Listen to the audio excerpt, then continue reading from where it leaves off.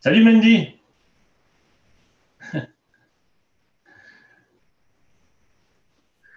Hello, bonjour. Je vois pas tout le monde. Qui vient de me dire bonjour? Attends, Ah, monsieur Nadam, bonjour. Comment ça va? ça va bien et toi? C'est qui? C'est Jonathan qui a dit bonjour. Ouais, Salut, tu vas bien du Canada? On a des Canadiens qui nous suivent aujourd'hui. bah oui, de partout à travers le monde. C'est magnifique. C'est magnifique.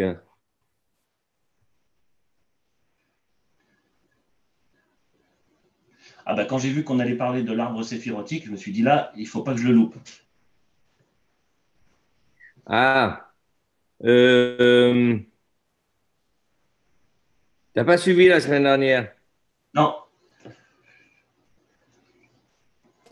Ben, c'est sur YouTube, hein, la première partie, hein. Ah, Alors, celui qui n'a pas vu la première partie, ben, il va sur la chaîne Torah Zoom et parfait. donc il a. Voilà. Ah, parfait, merci. Bon, on va faire un petit résumé de toute façon. Donc, on va commencer. Alors, il est 15. Je vais enregistrer. Allons-y, quand tu veux. Très bien. Donc, donc on va commencer. On va essayer d'abord de faire un petit récapitulatif de ce qu'on a vu la semaine dernière rapidement. Alors, premièrement, si vous avez des questions pendant que je parle, de temps en temps, une seconde, une seconde.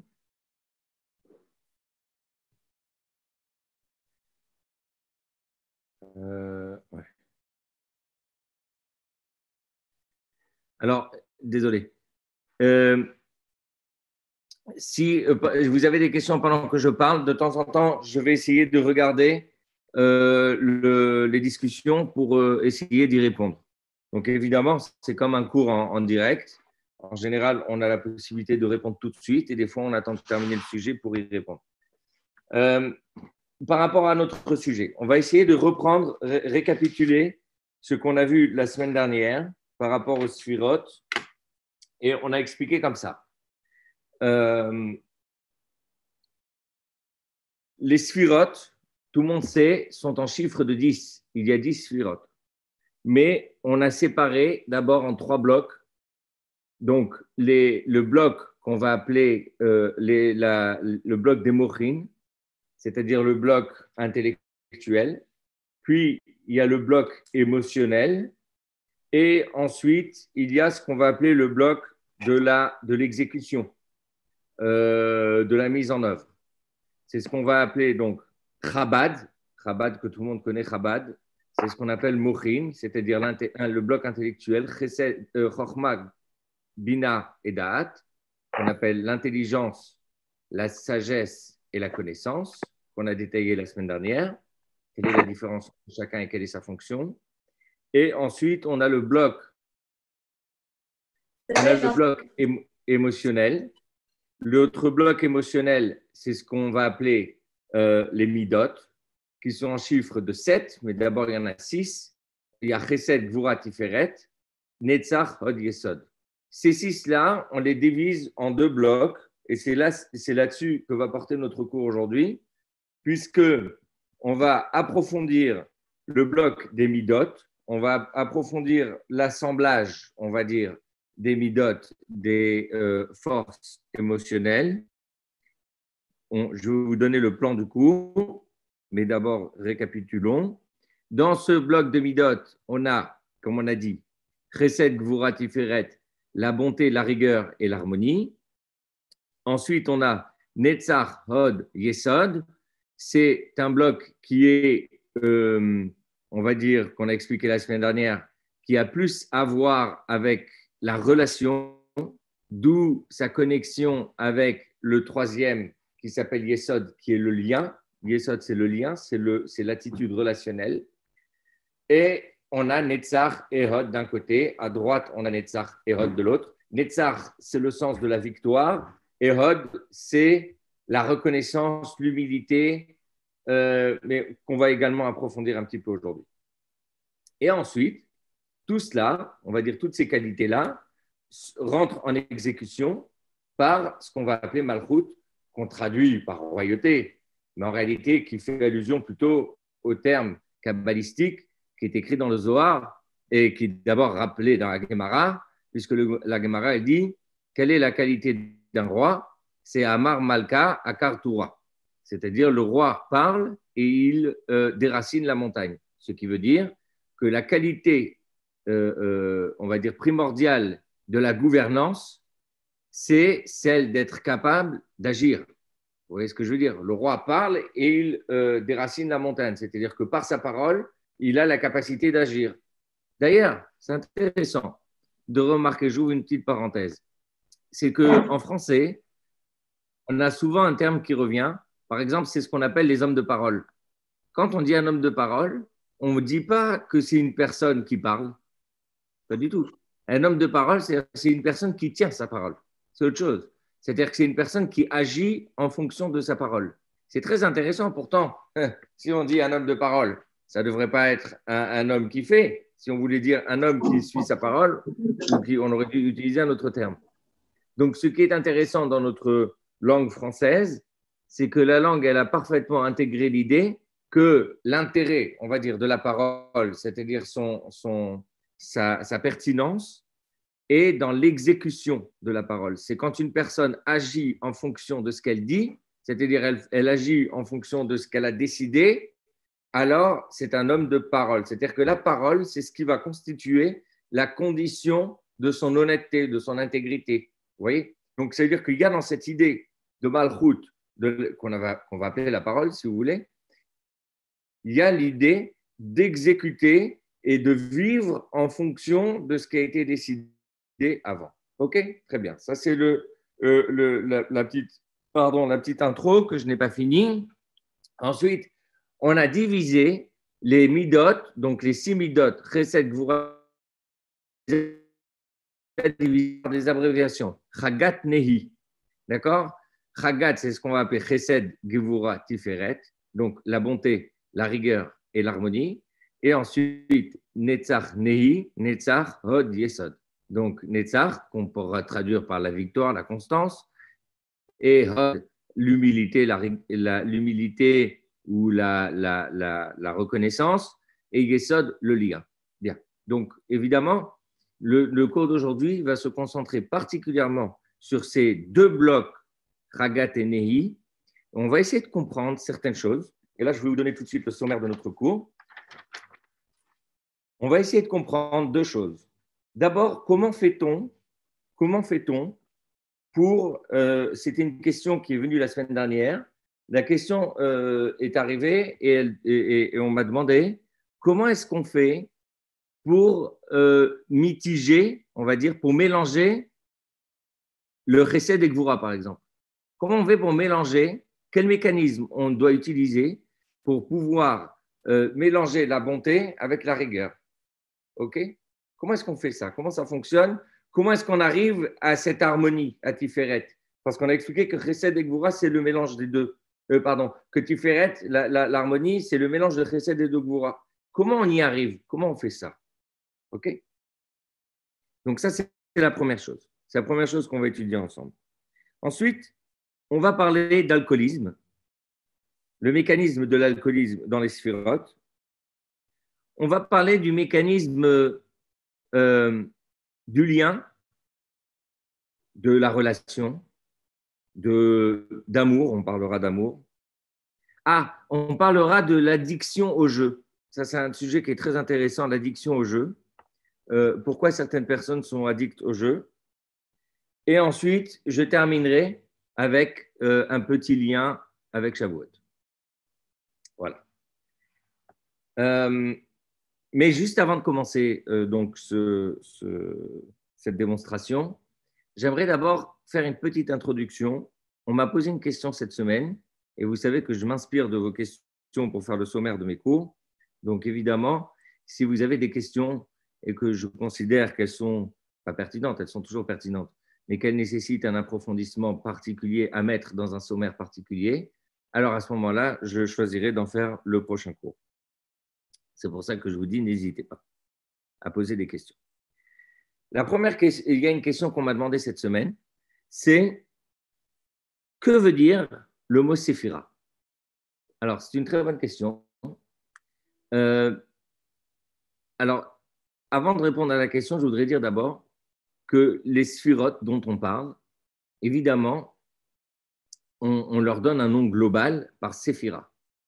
Ensuite, il y a des déclinaisons qu'on va, si vous voulez, qu'on va découvrir ensemble. Mais à la base, pourquoi est-ce que ça s'appelle séphira? Parce que, en réalité,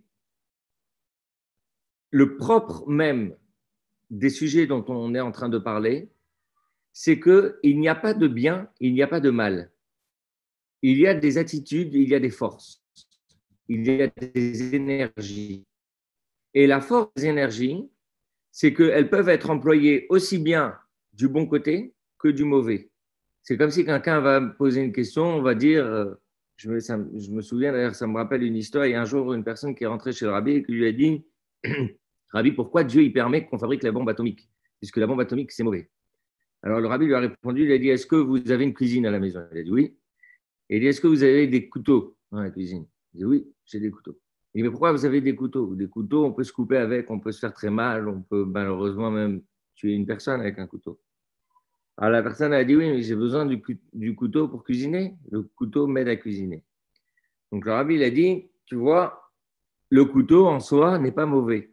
C'est l'utilisation qu'on en fait qui peut être mauvais. La même chose, la bombe atomique, c'est pas quelque chose de mauvais. Il y a une énergie, il y a quelque chose qui se passe. C'est la façon dont on s'en sert. D'ailleurs, même la force dissuasive, c'est quelque chose de positif. Ça permet de ne pas être agressé. Donc, il y a dans l'énergie, on va dire, dans la bombe atomique, il y a aussi une énergie atomique. D'ailleurs, il y a des centrales atomiques qui permettent de produire de l'énergie. Donc, ce que je veux dire par là, c'est que le terme de séphiras s'utilise exactement de la même façon. C'est-à-dire qu'il n'y a pas de bien ou de mal, il n'y a que des forces, des énergies. Et cette idée-là, on la retrouve justement dans le terme de séphira. Quand vous pensez à séphira, pour ceux qui aiment les bijoux, savent très bien que séphira vient du mot saphir. Saphir, c'est une pierre qui est magnifique. Mais cette pierre qui est magnifique, quand vous la trouvez dans une mine, d'ailleurs, comme quasiment toutes les pierres que vous trouvez dans une mine, c'est des pierres où il y a énormément de terre qui est sale, qui n'est pas taillée, qui ne brille pas. Et la force du joaillier, justement, ou du tailleur, ou du mineur, c'est d'abord le mineur, sa force, c'est de la reconnaître. Et une fois qu'il la reconnaît, il va la donner à un professionnel qui va la nettoyer. Et ensuite, le tailleur qui va la tailler et le joaillier qui va la mettre sur une belle bague. Donc, vous voyez, il y a tout un processus de raffinement qui permet de prendre ce qu'on va appeler un diamant brut et qui va en faire un diamant qui brille. C'est justement là l'objectif de notre étude. Ce n'est pas uniquement d'étudier, de savoir que ça existe, mais de prendre conscience que nous avons en nous des forces et des capacités qui sont à l'image du saphir. Et ce sont des séphirotes. Et que notre objectif à nous, déjà, c'est de les identifier, c'est ce qu'on essaye de faire ici, de savoir comment ça fonctionne, d'essayer de les nettoyer et de les tailler et de les poser sur une pierre. Voilà pourquoi est-ce qu'on utilise le terme de séphirote. Puis, on utilise aussi un autre terme. On n'a pas uniquement le terme de séphirote. On a aussi le terme de midot, par exemple. Alors, midot, ce terme fait allusion davantage à l'idée de mida en hébreu, qui veut dire une mesure. C'est-à-dire que la force de ces qualités aussi, c'est dans notre capacité à pouvoir les mesurer. Quand on mesure quelque chose, c'est-à-dire qu'on va se dire, voilà, on a besoin de temps, j'ai besoin allez, j'en sais rien moi, j'ai besoin d'un papier peint qui va de 10 mètres carrés, donc je vais acheter 10 mètres carrés de papier peint pour le coller sur mon mur. Je ne vais pas acheter 3 fois plus. Les midot, c'est exactement la même chose. Quand on veut être en phase avec nos sentiments, l'objectif, c'est de pouvoir les canaliser pour avoir, on va dire, la quantité de sentiments nécessaires qui fonctionnent avec les circonstances dont on veut les employer. J'en ai un exemple qui est ramené d'ailleurs souvent dans la Kabbalah également. quand vous allez dans un mariage, vous devez être joyeux. Malheureusement, vous allez parfois dans d'autres endroits où il faut être triste. Et quand vous allez dans un mariage d'un ami, alors vous êtes joyeux. Mais quand c'est le mariage de votre enfant, vous êtes combien joyeux? Vous êtes plus joyeux, vous êtes moins joyeux. Vous êtes forcément plus joyeux. Donc il y a cette simcha, cette joie qui doit être mesurée en fonction de la circonstance. Vous ne pouvez pas dire oui, je suis joyeux, mais en vérité, vous faites une tête triste alors que vous êtes dans un mariage. Vous dites oui, je suis joyeux intérieurement. Ça ne fonctionne pas.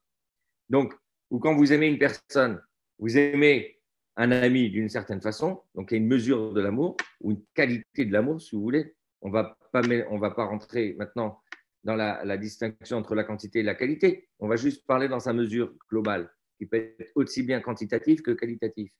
Vous aimez vos enfants d'une certaine manière, vous aimez vos amis d'une certaine manière, et vous aimez votre conjoint ou conjointe d'une autre manière. Et vous aimez peut-être aussi votre patron, mais vous l'aimez d'une autre manière. Vous aimez peut-être aussi votre rave, mais c'est d'une autre manière. Donc, si vous voulez, dans toutes ces histoires de sentiments, ce qui est important de comprendre, c'est qu'il y a une mida. C'est-à-dire la mida, c'est ce qui permet de la mesurer et de la peser et de l'utiliser à bon escient. C'est ça, je dirais, notre force en tant qu'être humain. Mais là-dessus, on reviendra un petit peu plus tard sur cette idée de l'être humain qui sait mesurer ses sentiments. Où on en a d'ailleurs, on a commencé à en parler la semaine dernière quand on a commencé à parler de la différence entre ce qu'on appelle dans la Kabbalah le Olam HaTohu et le Olam HaTikun, c'est-à-dire le monde du chaos et le monde où les choses s'arrangent. C'est-à-dire que le monde du Tohu, sa définition, c'est quoi le chaos? Le chaos, c'est quand on a une mida, une force, qui est incapable de se mesurer. C'est la définition kabbalistique qu'on a donnée pour le Olam HaTohu, c'est quoi? Pour le monde du chaos, la définition kabbalistique qu'on a donnée, c'est Orot Merubim Bekelim Muatim. C'est-à-dire, il y a énormément d'énergie, de lumière, on va appeler l'énergie, dans un récipient petit. C'est-à-dire que donc ça explose. C'est ce qu'on a appelé en Kabbalah la Shvirat HaKelim, c'est-à-dire l'explosion des ustensiles. On reviendra un jour là-dessus sur son application à l'être humain. Et en anglais, on dit le breakdown. C'est les gens, quand ils font des dépressions, c'est souvent parce qu'ils ont une Shvirat HaKelim. Mais ça, on reviendra là-dessus. Tiens, je me le note. On parlera de la dépression la semaine prochaine.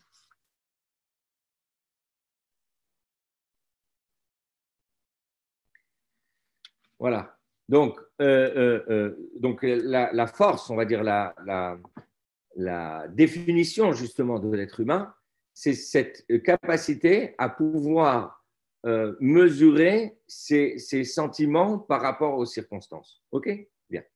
Donc, j'espère avoir introduit convenablement cette question qu'on en a appelée pourquoi les sphirotes. Donc, on a donné deux réponses. Sphira, d'abord parce que l'objectif, c'est de raffiner, et deux, c'est de mesurer, c'est pour ça qu'on a appelé midot. Bien. Maintenant, notre sujet, c'est de comprendre comment est-ce qu'on fait un mélange. Bien. Comment est-ce qu'on mélange les midot, c'est-à-dire comment est-ce qu'on fait un chesed avec un gvura. Alors, chesed, quand on est bon, alors je vais vous expliquer un truc.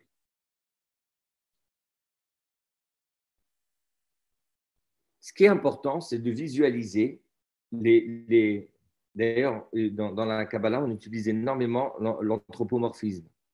Pourquoi? Parce que c'est important même si on va dire les sentiments sont aussi parfois intellectuels, mais il y a aussi une forme d'anthropomorphisme dans les sphirotes. Et dans les midot, les sentiments, on les situe souvent dans la partie haute du corps, dans la partie supérieure du corps. Cette partie supérieure, elle a deux côtés. Elle a la droite et elle a la gauche. À droite, on va mettre chesed, la bonté, et à gauche, on va mettre la gvura, la rigueur.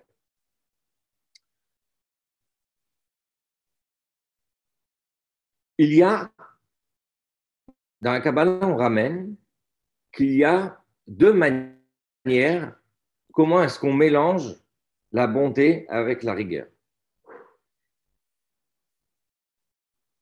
Je vais vous donner des cas d'école. On en a parlé la semaine dernière. C'est le cas classique qui est ramené dans tous les livres de Chassidut ou de Kabbalah. C'est le père qui gronde son fils. Tout le monde le connaît, ce cas.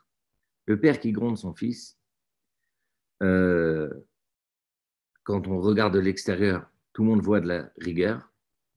Par contre, il est évident que si le père n'aimait pas son fils, alors à ce moment-là, il aurait laissé faire ce qu'il veut.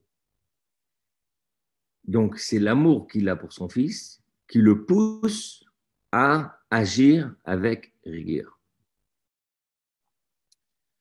D'ailleurs, ça peut être aussi l'inverse parfois. Parfois, vous pouvez, je vous donne un exemple avec un patron. Vous pouvez avoir un patron, par exemple, qui veut vous virer. Il a envie de vous virer et il veut que vous fassiez une erreur professionnelle. Pour que vous allez faire cette erreur professionnelle, il va vous laisser faire ce que vous voulez.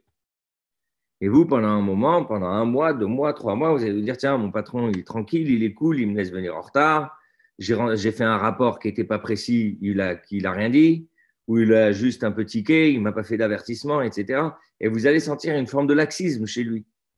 Mais en réalité, sa motivation, c'est quoi? C'est de tenir un record de tout ce que vous avez fait mal, pour qu'ensuite, il va vous le sortir et il va vous convoquer et vous dire, voilà, vous avez fait une faute professionnelle, vous êtes viré. Donc, ce laxisme, ce n'est pas une bonté qu'il vous fait, c'est de la pure méchanceté. Certains vont appeler ça du sadisme. Et oui, c'est juste, tout simplement, c'est le chesed de la bonté, c'est habillé en bonté. Oui, on pourrait appeler ça de la manipulation. Oui, mais ça va plus loin. Qu'est-ce qui pousse cette manipulation? Parce que la manipulation, elle peut être de tous les côtés, elle peut être aussi bien d'un côté que de l'autre. Le terme technique qu'on va employer, c'est la manipulation. Mais en réalité, le terme kabbalistique, c'est qu'en réalité, on a une gvoura, c'est-à-dire on veut exercer une sévérité envers une personne. Et pour le faire, je vais utiliser du chesed. Donc, c'est de la manipulation. Oui. Dans ces... Il y a comment dirais-je? Il y a un mécanisme. Ce mécanisme est très intéressant à étudier parce que le mécanisme, il va falloir analyser 2 couches en réalité pour comprendre vraiment le bloc. C'est-à-dire pour comprendre vraiment qu'est-ce qui se passe, j'ai besoin d'étudier 2 couches. J'ai besoin d'étudier ce que je vois et quelle est la motivation de ce que je vois. Il y a 2 choses. Ce que j'observe une scène qui a l'air bien ou mauvaise et après cette observation, il faut que j'aille plus loin pour essayer de comprendre la motivation de cette scène. Et quand j'ai fini d'observer la motivation de cette scène, alors à ce moment-là, je remets les 2 en même temps et là, j'analyse. Une fois que j'ai fini d'analyser, je me suis dit, ah, c'est plutôt du chesed, c'est plutôt gentil, c'est plutôt méchant, etc. D'accord? Parfois, je vous donne un exemple. Il y a dans la Shulchan Aruch, il y a une avera qui s'appelle Avak Lashon Hara. C'est quoi Avak Lashon Hara? Vous allez devenir, ça va vous rendre fou ça. Mais Avak Lashon Hara, c'est l'interdiction de parler du bien d'une personne devant son ennemi. C'est-à-dire que si moi je connais, par exemple, David qui est fâché avec Moïse, je n'ai pas le droit de dire à David du bien de Moïse. Je n'ai pas le droit. Pourquoi? Parce que quand je vais parler à David du bien de Moïse, David il va dire non, non, non, mais tu ne le connais pas en vérité, tu crois qu'il était gentil, mais en fait, ce n'est pas ça qu'il a fait. Il n'est pas comme ça. Alors, c'est ce qu'on appelle Avak Lashon Hara. C'est-à-dire, moi, je n'ai pas fait de Lashon Hara, mais ce qui va en découler, ça va être du Lashon Hara parce que je vais réveiller chez l'autre un feedback, une réaction mauvaise. Pourquoi je vous dis ça? Parce que, vous voyez, on est dans une scène où, a priori, ce que je fais, c'est bien. Je parle du bien d'une personne. Mais en réalité, si je parle du bien d'une personne devant la mauvaise personne, alors je fais du mal. D'accord? Ou alors, vous connaissez le fait, par exemple, de complimenter une personne. Vous allez dire énormément de bien d'une personne parce que vous avez envie de la pousser, en vérité, vous voulez la flatter, ou parce que vous voulez obtenir quelque chose. Donc, la scène que vous voyez, vous avez une scène qui a l'air magnifique, extraordinaire, bienveillante. Et en réalité, ce que vous cherchez, ce n'est pas que la personne en face, elle se sente bien. Ou alors, par exemple, imaginez, vous dites du bien à une personne qui est très timide devant tout le monde et vous la mettez mal à l'aise. Vous n'avez pas fait du bien. Pourquoi?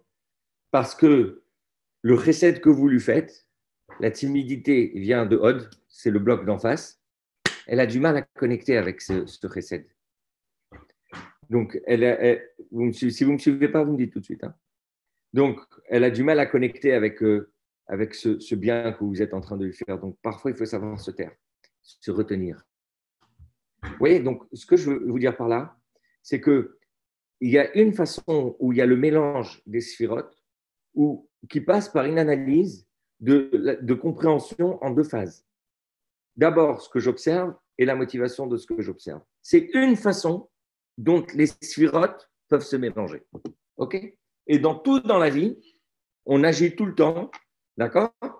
Je fais quelque chose, ce que je fais peut avoir, pour quelqu'un, un néophyte, quelqu'un qui ne comprend pas, ça peut avoir pour lui une image de bien ou de mauvais, peu importe, ou de rigoureux ou truc. Mais en réalité, ce n'est pas ça. Ce que tu vois, ce n'est pas ça. Ça, c'est la première chose.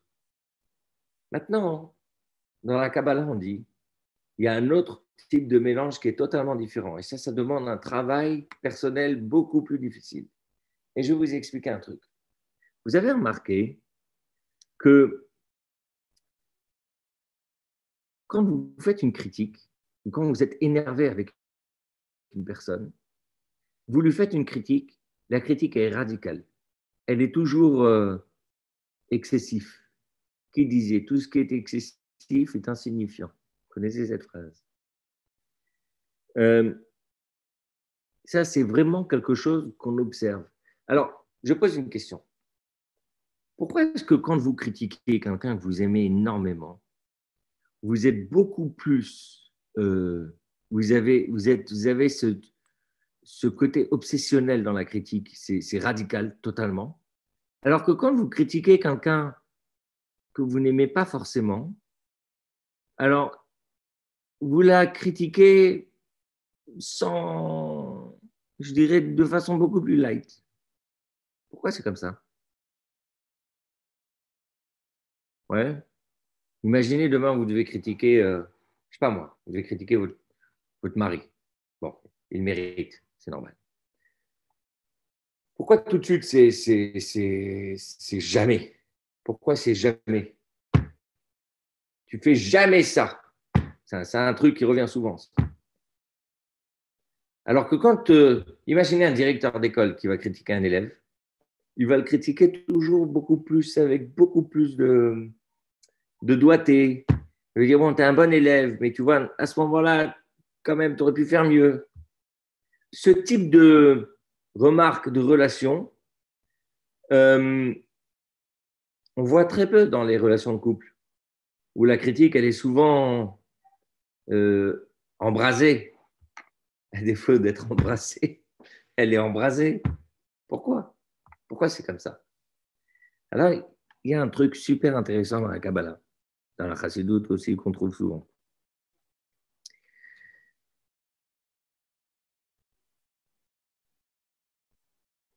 C'est le phénomène du détachement. Vous voyez, souvent on parle de l'importance d'avoir l'intellect, les mochim, qu'on a dit tout à l'heure, Chesed, Gvura, Tiferet, Chochma, Binadat, pardon, d'avoir les mochim, donc les forces intellectuelles qui ont le contrôle sur les sentiments, sur les émotions. C'est très important, c'est la base, on va dire, de l'être humain. Que l'être humain ne se laisse pas aller comme ça à ses émotions, à droite, à gauche, mais qu'il arrive à contrôler ses émotions. Le problème, c'est que le contrôle des émotions nécessite, je veux dire, une capacité intellectuelle. C'est-à-dire que, j'explique, la semaine dernière, on a commencé à entamer le sujet en parlant des enfants, par exemple. On a dit, pourquoi un enfant, quand vous lui enlevez son petit jouet, tout de suite, il s'énerve. Et il s'énerve, ça devient la fin du monde. Vous lui enlevez son petit jouet, c'est-à-dire, vous lui enlevez un bateau qui vaut 20 millions d'euros, il s'en fiche, il ne sait pas ce que ça veut dire. Vous lui enlevez sa petite voiture de Cars, c'est la fin du monde. Pourquoi? Parce que le petit enfant, il n'a pas encore les mochines, l'intellect, les forces intellectuelles ne sont pas encore développées chez lui. Il a par contre les sentiments qui existent déjà. Mais les forces intellectuelles ne sont pas encore suffisamment développées pour pouvoir canaliser les sentiments. Et comme c'est comme ça, dès qu'il y a ce qu'on va appeler quelque chose qui le contrarie, alors tout de suite, la mida, on va dire la force émotionnelle, elle va prendre le dessus, paf, elle va exploser. D'accord? Bon. L'adulte, normalement, l'adulte a une force intellectuelle, que sa force intellectuelle, elle a pour objectif de jouer la soupape avec ses émotions. D'accord? C'est pour ça que, par exemple, si quelqu'un est très énervé, s'il attend le lendemain, il sera moins énervé. Pourquoi? Qu'est-ce qui se passe entre aujourd'hui et demain? Rien. C'est que juste l'émotion, elle est redescendue. Comme elle est redescendue, alors à ce moment-là, il y a un meilleur contrôle. Le fait n'a pas changé. Ce qui s'est passé n'a pas changé, etc. Ce qui s'est passé hier, ça s'est passé hier, et tout le monde le sait, c'est même écrit dans les livres. Mais c'est moins énervant. Qu'est-ce qui fait que ce soit moins énervant aujourd'hui qu'hier?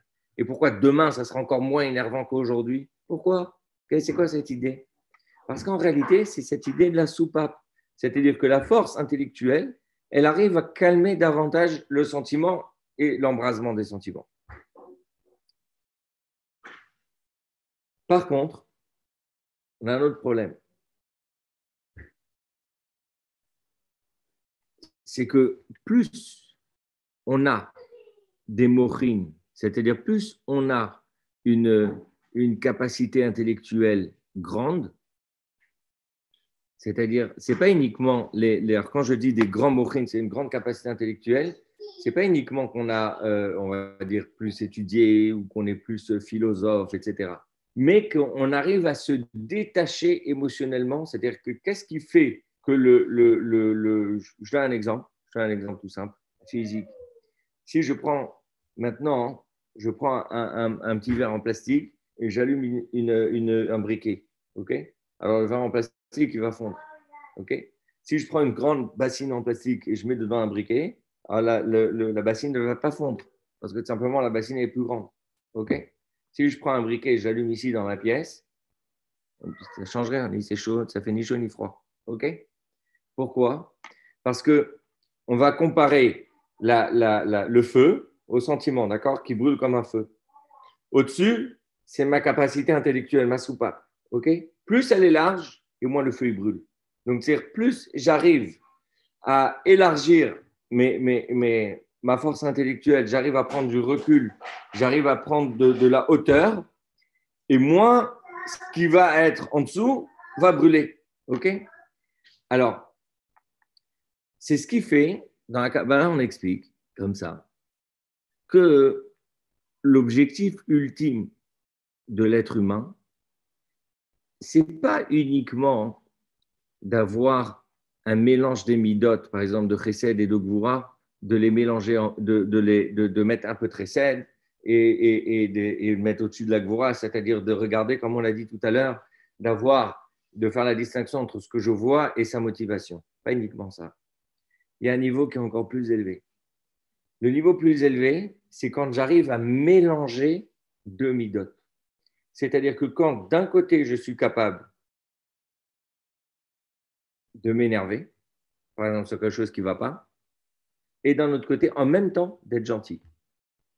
Et d'être gentil avec une autre personne. Ou avec la même personne. On va plus loin. C'est que je peux même être très énervé sur une personne, et vous avez remarqué que quand on est très énervé avec une personne, tout ce qu'on entend sur cette personne, on l'interprète mal. Tout, ça c'est comme ça, c'est mécanique. Quand je suis énervé avec une personne, tout ce que j'entends d'elle, je le prends négatif. Même ce qui est bien, je vais dire, ah, mais il fait ça bien. Ouais, ça, il fait ça bien parce qu'il y a ça. Donc, je vais lui trouver un mauvais côté. Alors, la force de mitiger, ce n'est pas uniquement de savoir mélanger un peu des deux, mais c'est que quand, au même moment où je suis dans la toute-puissance, on va dire de la critique ou de l'énervement sur une personne, au même moment, j'arrive aussi à lui trouver un côté positif. Voilà. Comment on y arrive? En prenant du recul intellectuel. Ça, dans la Kabbalah, on explique que ça, c'est ce qu'on appelle Oseh Shalom Bimromav. Quand tous les jours dans la prière, on dit Oseh Shalom Bimromav, oui, Oseh Shalom Bimromav, c'est lui qui fait la paix dans les cieux. Pourquoi? Qui fait la paix dans les cieux? Parce que c'est écrit comme ça que le ciel, c'est Esh Umaim. Vous allez voir que l'image, elle est hyper intéressante parce qu'elle nous permet de comprendre énormément de choses sur nous-mêmes. Le ciel, ça s'appelle en hébreu Shamaim. D'accord? Shamaim, c'est-à-dire là-bas, il y a de l'eau. On sait qu'il y a de l'eau dans le ciel. Dans la Kabbalah, on explique comment l'eau elle tient dans le ciel. Parce qu'on a mélangé l'eau et le feu. C'est pour ça que Shamaim, oui, le cours est enregistré. Donc, Shamaim, c'est-à-dire là-bas, il y a du Esh et il y a du Maim. Il y a de l'eau et du feu. Et comment on peut mettre de l'eau et du feu en même temps? Alors, Dieu, il a réussi à faire en sorte que dans le ciel, il y a l'eau et le feu. L'eau et le feu sont totalement contradictoires. Soit le feu fait évaporer l'eau, soit l'eau éteint le feu. Et Dieu, il arrive à faire en sorte qu'il mélange les deux, et c'est ce mélange des deux qui est dans le ciel. OK? Alors maintenant, imaginez, le ciel, il est au-dessus de nous. Bon. Nous, on n'est pas dans le ciel. À part si on prend l'avion, mais en ce moment, ce n'est pas très court. Comment nous, on arrive à mélanger l'eau et le feu? Vous avez remarqué, nous, quand on mélange de l'eau et du feu, on met une paroi au milieu. Vous avez le feu en dessous, vous avez la casserole, et vous avez l'eau dedans. Donc, on a mis une paroi. C'est-à-dire que nous, notre façon de mélanger l'eau et le feu, on arrive à les mettre en même temps, mais pas à les mélanger. On les met en même temps sans les mélanger. Ça veut dire que physiquement, la physique nous permet de mettre l'eau et le feu en même temps, mais par la séparation d'une paroi. Donc, ça veut dire quoi? Ça veut dire que nous, en réalité, par rapport à une situation, on pourrait être d'un côté comme de l'eau et d'un autre côté comme du feu. C'est-à-dire que je pourrais être positif et négatif si on prend la chose, si on facilite le terme de l'eau et le feu, positif et négatif. Mais d'un autre côté, il faut, je dirais, cette séparation, c'est la paroi qui permet de séparer les deux, donc pour ne pas que l'un éteint l'autre ou que l'eau soit évaporée. Mais dans notre cœur, on doit avoir cette capacité à pouvoir avoir l'eau et le feu en même temps.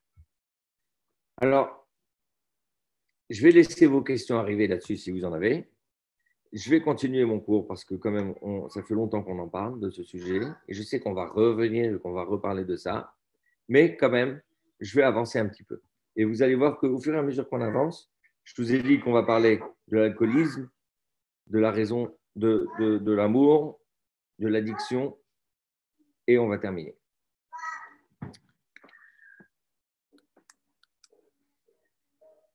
Alors, parlons de l'alcoolisme.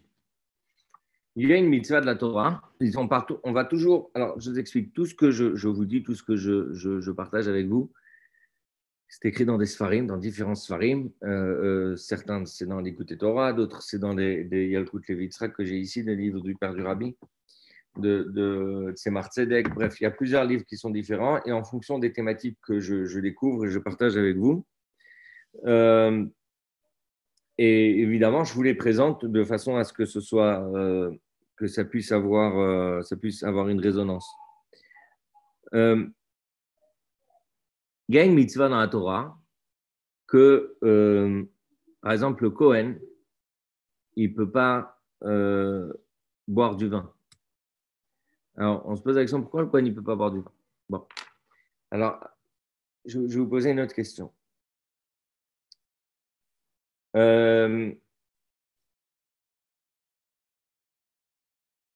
Quel est ce phénomène? Pourquoi est-ce qu'il y a des gens qui sont alcooliques? Quel est ce besoin pour certaines personnes d'être alcooliques et de boire de l'alcool? Certains disent on boit pour oublier. Bon. Dans la Torah, c'est écrit le vin il rentre et le sod, le secret, il sort. Vous avez remarqué que chez certaines personnes, comme on dit, il y a certains qui ont l'alcool joyeux et d'autres qui ont l'alcool triste. D'accord? Pourquoi?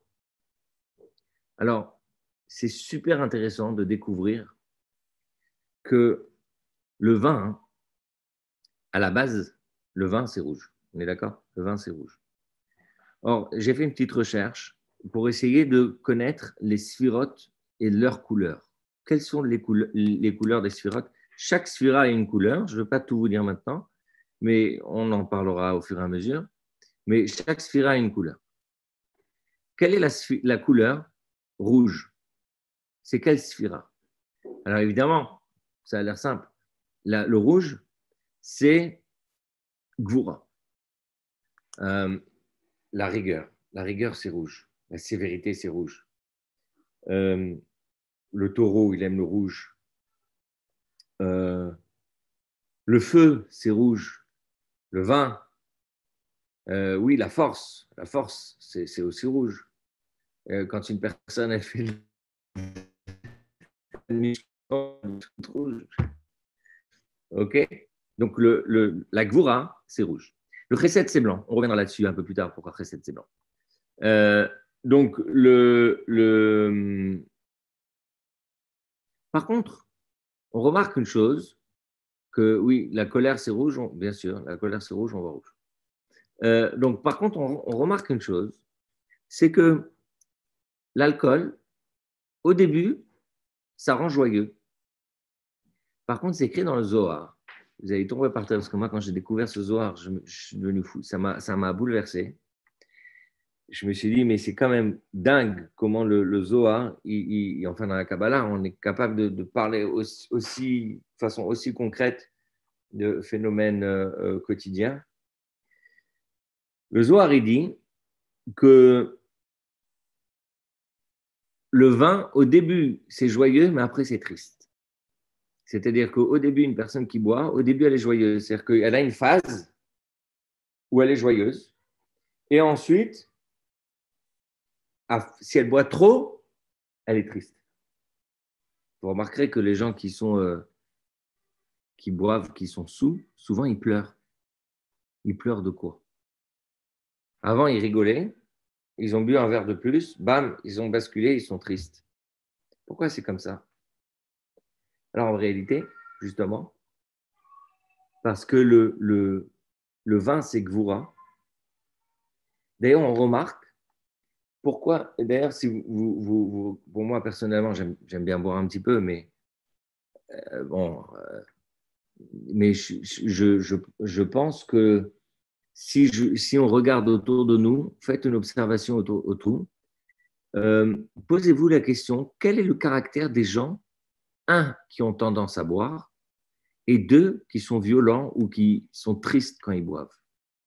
Vous remarquerez que c'est souvent des gens, je suis sûr que quand je vous dis ça, vous pensez tout de suite à une personne de précise, parce qu'on a tous vu autour de nous, malheureusement, je dirais, malheureusement, on a tous vu des gens autour de nous qui, parfois, en étant sous, ils se sont mal comportés, ou qu'ils ont été violents, ou qui ont dit des paroles violentes, etc. Et qui sont devenus quasiment incontrôlables. C'est-à-dire, c'est comme un taureau qui est sur une corrida, quoi. C'est souvent des gens qui ont je dirais, des gens un peu nerveux. Quand je dis nerveux, ça veut pas dire qu'ils sont nerveux au sens nerveux, mais c'est des gens qui sont gvoura. Quand je dis gvoura, c'est-à-dire qu'ils ont comme une forme, quelque part, un peu d'intolérance. Ils sont durs avec eux-mêmes, ou ils peuvent même être durs avec les autres. Des gens un peu rigoureux. Voilà. Alors, je ne vais pas faire un profil, parce qu'il n'y a pas vraiment de profil de l'alcooliste, de l'alcoolo, on va dire. Il n'y a pas de profil. Mais c'est vrai que c'est rarement des. Enfin, ça peut arriver. Je ne veux pas faire de généralité, parce qu'en réalité, dans l'idée d'un Esphirot, c'est que tout peut arriver à tout le monde. Mais que c'est quand même un trait de caractère, en tout cas à ce moment-là, que ceux qui sont plutôt dans la tendance de Gvoura sont des gens qui peuvent avoir l'alcool mauvais. Maintenant, figurez-vous, il y a un truc de fou que j'ai découvert, que on a parlé tout à l'heure, on a dit, dans les sphirotes, il y a des côtés. OK? Bon. Alors, juste en dessous de Gvura, le caractère qu'il y a juste en dessous de Gvura, c'est Hod. C'est l'humilité, la réserve, la reconnaissance. Or, dans la Kabbalah, on explique que la splendeur, je ne sais pas, on verra. On verra si c'est vraiment la splendeur. Tout dépend de ce qu'on met dans le terme de splendeur. Dans le Hod, en hébreu, vous savez que les lettres sont hyper importantes et que dans la composition du mot Hod, c'est He, Vav, Dalet. Si j'inverse les mots, ça fait Dava. En hébreu, Dava, ça veut dire triste. Kol Hayom Dava, on parle dans Echa, dans la Megillat Echa, de la destruction du temple, on dit que Jérusalem était triste. On dit Kol Hayom Dava, elle était triste. Le Hod, il peut se transformer en Dava, il peut se transformer en tristesse. Et c'est pour ça que quand on boit de l'alcool, on peut avoir soit le Sod qui se révèle, c'est-à-dire on peut avoir le secret qui se révèle, c'est pour ça que la Gemara dit Nichnasein Yatsason, le vin rentre, le secret sort, mais en même temps, on peut avoir la tristesse qui se révèle. Ou alors, il y a la splendeur. Quand je dis la splendeur, c'est-à-dire qu'on peut avoir la personne qui arrive à révéler le meilleur côté d'elle-même. Donc, il y a un risque. Le risque de l'alcool, c'est vrai qu'au début, on a un côté festif dans l'alcool, mais dès qu'on a passé ce côté festif, on a le côté risque, c'est la tristesse et le secret, et on a en même temps un mélange qui peut évidemment véhiculer des choses mauvaises, qui peuvent être la violence, etc. Et c'est la raison pour laquelle, donc, je reprends ma question de base, c'est la raison pour laquelle le Kohen n'a pas le droit de boire de l'alcool, parce que le Kohen, c'est Chesed. Chesed, c'est à droite, et Gvura, c'est à gauche. Et donc, le Chesed, le Kohen ne doit pas en boire. Voilà, donc ça, je vous ai parlé un peu d'alcoolisme. Si vous avez des questions là-dessus, peut-être on pourra approfondir ce côté-là.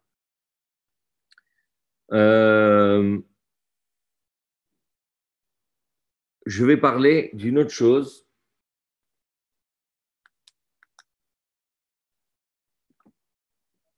Pourquoi?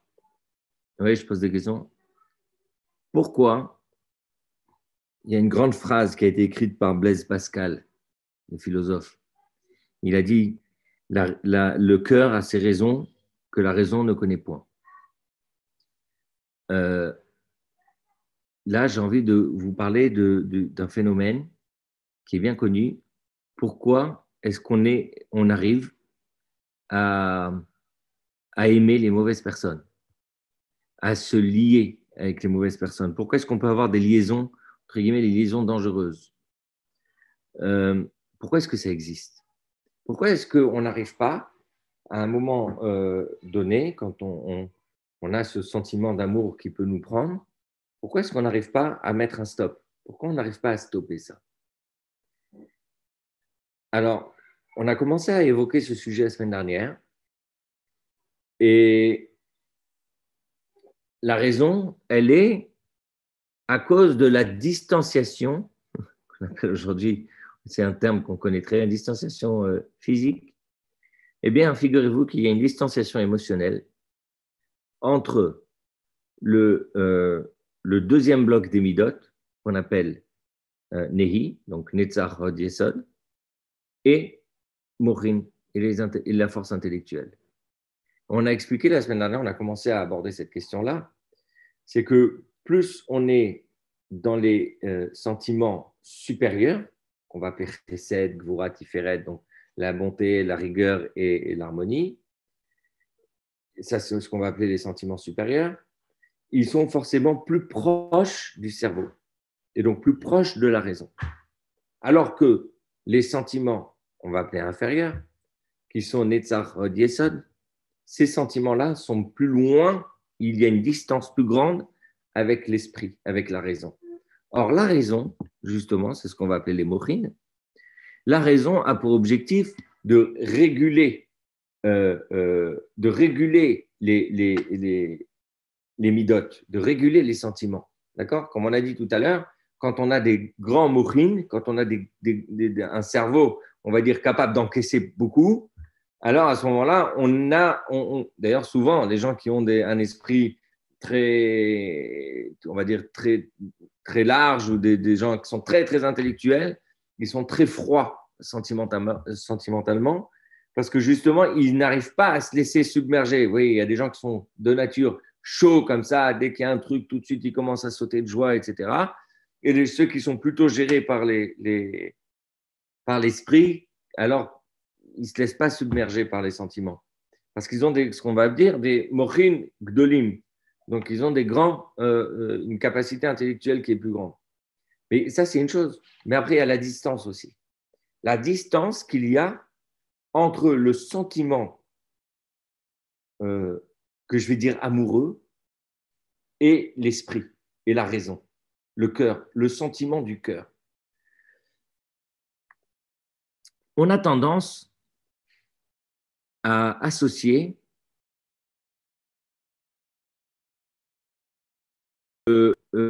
l'amour, on va dire, si on va appeler simplement l'amour, oui, avec Ahava. Ahava, en hébreu on dit Ahava. Donc si on parle de Ahava, tout de suite notre esprit va parler de Chesed, bonté. Je ne suis pas certain. Je ne suis pas certain que c'est de cela dont il s'agit. Et je vais vous expliquer pourquoi. Parce qu'en réalité, ce sentiment, ce n'est pas uniquement un sentiment d'aimer une personne. Ça va beaucoup plus loin que ça. C'est le fait de se sentir lié à une personne. C'est-à-dire que c'est le lien, c'est la connexion que j'ai avec une personne. D'ailleurs, ça peut être une connexion intellectuelle, ça peut être une connexion sentimentale, ça peut être tout type différentes connexions. D'accord? Quand je suis par exemple lié d'amitié avec mon associé.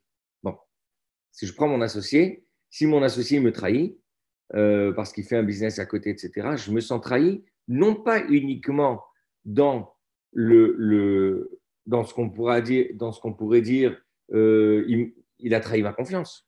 C'est pas ça. C'est qu'il a trahi, souvent, il y a une phrase qui dit, il a trahi nos liens d'amitié. C'est-à-dire que c'est le lien d'amitié.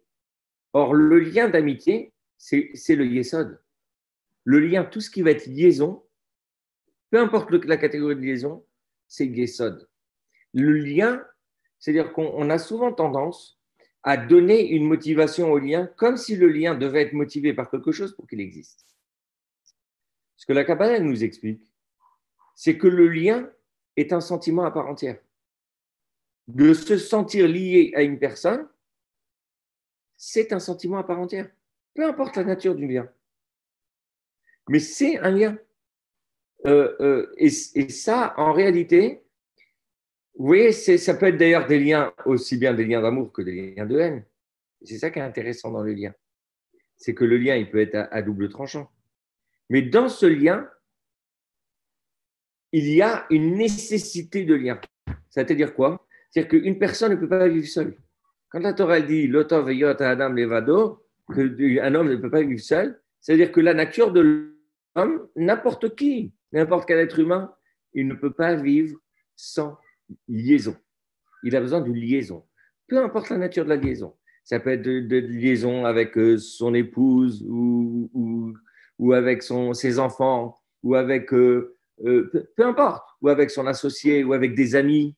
Pourquoi est-ce qu'on a besoin d'ailleurs de toutes ces catégories de liens? Quelqu'un, par exemple, pourrait dire, bah moi, je suis marié, j'ai plus besoin d'amis. Vous connaissez ce phénomène? Quelqu'un, quand il se marie au début, il perd tous ses amis. Pourquoi il perd tous ses amis? Il perd tous ses amis parce qu'il investit tellement dans le lien avec son épouse que forcément, il n'y a plus beaucoup de place pour le lien avec les amis. Mais quand il a terminé, entre guillemets, d'investir avec son épouse, à un moment donné, ça y est, il doit revoir ses amis. Il a besoin de trouver un équilibre dans ses liens. Donc, il va renouer avec ses amis, il va retrouver ce lien. Donc, ce lien, il est absolument nécessaire. C'est comme le lien communautaire. Par exemple, aujourd'hui, on est là, on est en train de se parler. Moi, je suis en train de vous donner un cours. Pourquoi? Parce que moi, je ne donne plus de cours en vrai parce que j'ai plus j'ai plus les gens qui peuvent venir au cours. Et vous ne pouvez plus aller suivre des cours. Vous avez besoin de ce lien. D'accord? Vous avez besoin de sortir, on va dire, d'un certain quotidien pour créer un lien autre. Pourquoi? Parce que le lien est nourrissant. En réalité, merci. Donc, le lien, il est nourrissant. Le lien nous nourrit. D'accord? Autant le sentiment, on va dire, de devoir, j'en sais rien moi, de devoir faire le bien. Par exemple, le sentiment de bonté. Par exemple, je vois un pauvre et je lui donne à manger. OK? Vous avez le sentiment que vous avez fait un truc bien? Ça vous a fait plaisir, n'est-ce pas? Eh bien, d'avoir du lien, c'est aussi important. D'aller au bureau, de dire bonjour à votre collègue, c'est aussi important. OK? Ça fait partie du lien, la liaison. Le problème, c'est que le lien, Yesod, c'est tout en bas des midot. C'est tout en bas. C'est-à-dire que c'est très loin du sechel, c'est très loin de l'esprit, c'est très loin des mochim. Donc, ce Yesod-là, ce lien, il n'est pas géré en vérité. Il a beaucoup de mal à être géré avec l'esprit. Et c'est pour ça que vous pouvez parfois être très amis avec des amis qui ne vous veulent pas du bien. Vous connaissez, vous savez, il y a des amis qui, par exemple, profitent de votre malheur. Vous connaissez ça? C'est ce qu'on appelle des amis toxiques. Bon. Pourquoi vous restez avec eux? Vous êtes posé la question pourquoi? Alors, il y a des gens qui vont en séance de thérapie pendant des années pour qu'ils se rendent compte qu'ils ont créé autour d'eux toute une catégorie de personnes qui ne leur cherchent pas du bien, mais qui sont en liaison avec ces personnes. Pourquoi vous restez avec eux? Parce que le Yesod, il est loin du Sechel, des Mochin. Il est loin de l'esprit. Et l'esprit a énormément de mal à gérer les liaisons. Les liaisons se gèrent, on va dire, quasiment hors raison. Et c'est pour ça que notre fameux philosophe disait que le cœur a ses raisons que la raison ne connaît pas. Et justement, l'objectif, c'est d'y prendre conscience et de faire le ménage. Okay? C'est-à-dire quand on parle d'un phénomène, ça veut dire qu'il faut que ça continue. Il faut se dire qu'il faut justement faire ce qu'il faut. D'ailleurs, quand je vous dis ça, je pense à... Vous avez lu Le joueur de Dostoïevski? Dostoïevski a écrit un petit livre, je ne me rappelle plus combien il fait de pages, je dois faire 200 pages maximum, qui s'appelle Le joueur. Je me souviens quand je l'ai lu, j'étais fasciné par un phénomène, c'est justement l'addiction au jeu. Pourquoi est-ce qu'il y a des gens qui sont addicts au jeu? Vous vous êtes posé la question? Ouais, d'ailleurs, j'ai remarqué un truc, c'est que, je vous dis un truc, bon, j'ai remarqué un truc, c'est que si vous lisez bien Dostoïevski, enfin, je ne vous dis pas de le lire, mais en résumé, qu'est-ce qu'il nous raconte Dostoïevski? Il nous dit comme ça, c'est l'histoire d'un joueur qui a emprunté de l'argent, qui s'arrangeait, etc., pour toujours jouer. Mais ce qui est le plus intéressant dans ce personnage, c'est qu'il était sûr que le coup d'après, c'était le coup gagnant. Tout le roman, c'est ça. C'est que le coup d'après, il est certain que c'est ce coup-là.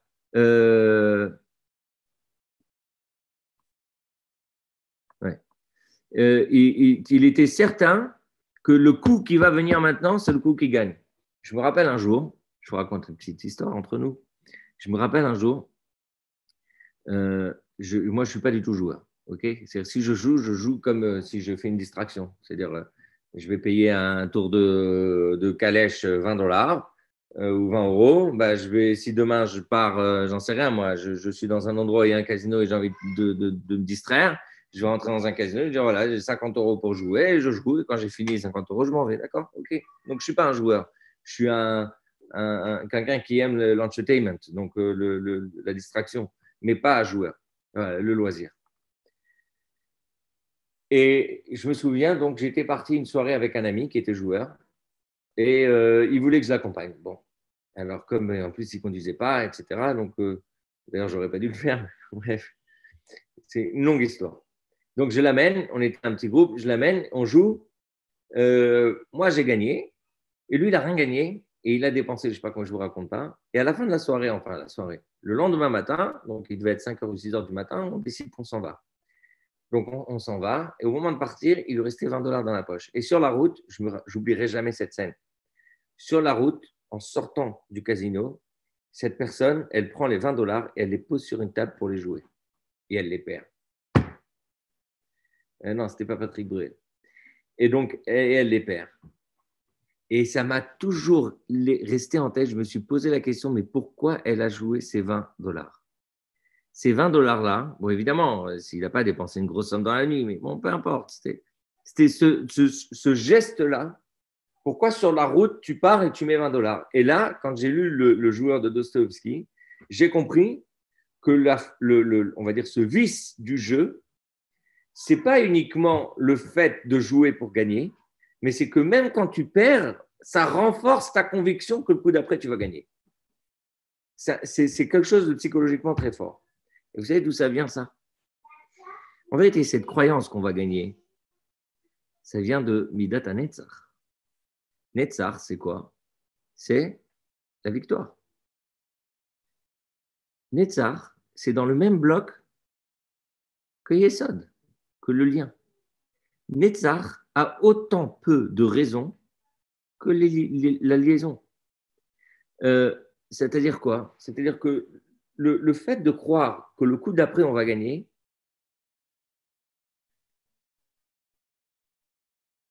c'est quelque chose qui s'exprime plus chez le joueur. Parce que je me suis posé la question, est-ce que ça s'exprimait plus, par exemple? Imaginez demain, moi, je fais un match de tennis contre Federer. Est-ce que je vais penser une seconde que je vais gagner? Quelle est ma chance de gagner au loto? Si je fais une proportion, combien j'ai de chances de gagner au loto que de gagner un match contre Federer? Je dirais, mathématiquement, j'ai plus de chances de gagner contre Federer que de gagner au loto. Le loto, c'est 1 sur 1 million, alors que Federer, si je ne le fais pas dormir pendant 3 jours et que moi, je m'entraîne comme un fou, etc., alors peut-être que je pourrais le battre. OK? Parce que lui, c'est un humain, l'autre, c'est un humain. Alors que de gagner au loto, c'est une chance. Je veux dire, la chance n'a pas de raison. OK? Pourtant, c'est logique pour tout le monde. C'est-à-dire, si vous prenez la proportion des chances, c'est logique pour tout le monde que j'ai aucune chance contre Federer et que j'ai aucune chance et que j'ai peut-être plus, et c'est pour ça qu'on joue au loto parfois, c'est qu'on pense qu'on a plus de chances de gagner au loto. Pourquoi c'est comme ça? Parce que justement, la midat hanitzachon, cette idée-là qu'on gagne, ce n'est pas une idée logique. C'est une idée qui n'est pas gérée par la logique. Il n'y a pas de raison. Celui qui vous dit je vais gagner, alors je ne parle pas de ceux qui travaillent, de ceux qui sont dans. Je ne parle pas d'un type comme Nadal qui va faire un match contre Federer. D'accord? Mais cette idée de Nitzachon, parfois de façon totalement illogique, c'est parce que c'est très loin de l'esprit, très loin du sérel. Bref, voilà, ça je voulais vous en parler aujourd'hui, l'addiction au jeu. Donc c'est parce que c'est pour la même raison que le lien aussi, c'est dans le même bloc, Netzach Hod Yesod, d'accord? C'est dans le même bloc qui est loin du sérel. Donc maintenant certains comprennent pourquoi est-ce qu'on préfère avoir des mauvais amis que de ne pas en avoir du tout. Bien. Et maintenant je vais terminer, parce qu'il est quand même tard, je vais terminer avec une dernière chose. On va continuer sur cette idée de Nitzachon, de victoire. Il y a, dans la Chassidut, on explique que qu'est-ce qui fait la différence souvent quand on a admettons qu'on a deux combattants, par exemple deux boxeurs, pour ceux qui aiment la boxe. Vous avez deux boxeurs.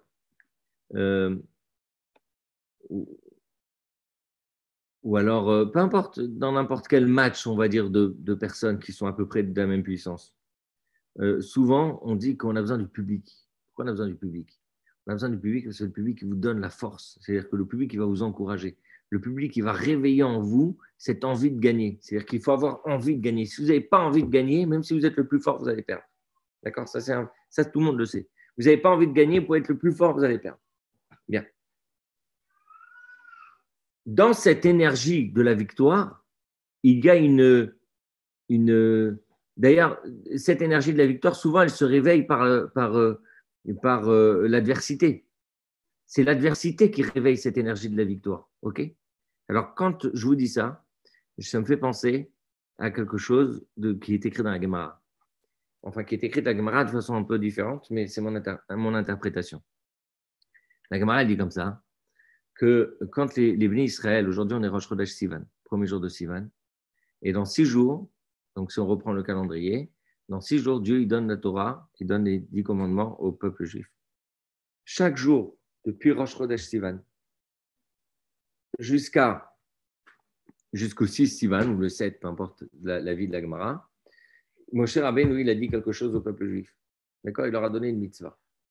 Et quand on est arrivé, par contre, la Gemara, elle dit que le premier jour que les Bénis Israël ils sont arrivés au pied du mont Sinaï, la Gemara, elle dit, Lo amar lahem velo mideh, Moshe Rabbeinu, il n'a rien dit au peuple juif. Il leur a rien dit. Pourquoi il leur a rien dit? La Gemara, elle dit, Meshum à cause, Techadeucha, les gens étaient fatigués de la route. Le peuple juif était fatigué, il avait beaucoup marché, il était fatigué. Donc, Moshe Rabbeinu, il n'a rien dit. Il les a laissés se reposer. Alors, je me suis toujours posé la question. Je me suis dit d'abord, si on regarde le périple qu'ils ont fait, c'était un tout petit voyage de quelques kilomètres. Donc, c'était vraiment pas beaucoup. Donc, il n'y a pas de raison que le peuple juif soit fatigué. Deuxièmement, même si ils étaient fatigués,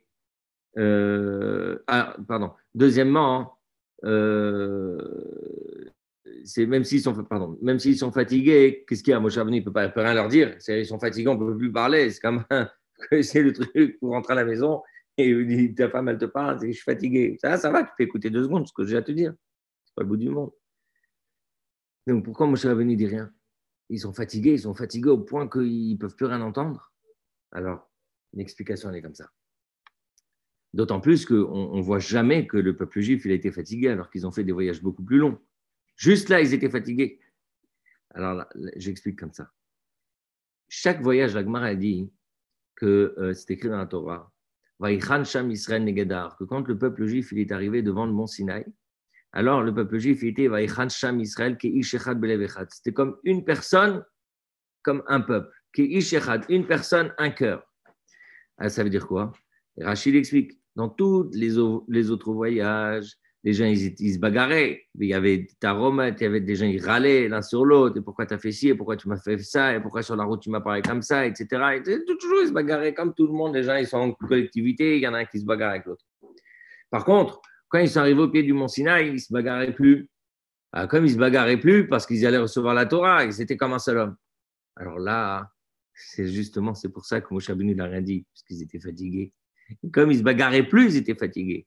Ce n'est pas parce que la route, c'est le parcours qu'ils ont réussi à faire en sorte qu'ils soient en paix, c'est ça qui a fait que le peuple juif il était fatigué. Pourquoi? Vous avez remarqué? Vous avez déjà vu 2 personnes qui se bagarrent et en plein milieu du combat, il y en a qui dit j'arrête, je suis fatigué. Ça n'existe pas. Quand vous êtes dans une bagarre, quand vous êtes dans un truc, dans un argument, dans un débat, il y a une énergie du débat qui fait que vous n'êtes pas fatigué. Vous pouvez débattre d'un sujet. Si vous êtes avec une personne en face et vous commencez à débattre d'un sujet, vous n'êtes pas d'accord et que c'est un sujet qui vous tient à cœur, vous pouvez lui tenir tête jusqu'au matin et vous n'êtes pas fatigué. Par contre, dès que vous rentrez chez vous et que vous êtes calmé, vous allez tomber de fatigue. Pourquoi?